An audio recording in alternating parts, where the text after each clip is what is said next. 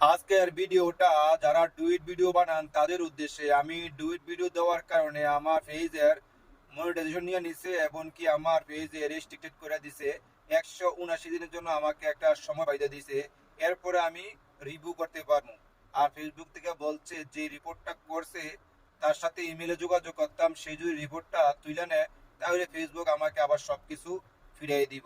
হয়তোবা অনেকে বলবেন যে অনেকে তো ডুইট ভিডিও বানাইতেছে, তাদের কি কোনো সমস্যা হয় না? যারা বড় বড় ইউজার তাদেরও সমস্যা হয়, কারণ তাদের কাছে 4-5টা পেজ থাকে, তাদের সবগুলা পেজে কিন্তু সেট আপ থাকে, এই জন্য তাদের কোনো সমস্যা হয় না। দেখবেন অনেকেই বলবো যে ডুইট ভিডিও দিয়ে না, ডুইট ভিডিও দিলে সমস্যা, কিন্তু সেও কিন্তু ডুইট ভিডিও দিতেছে।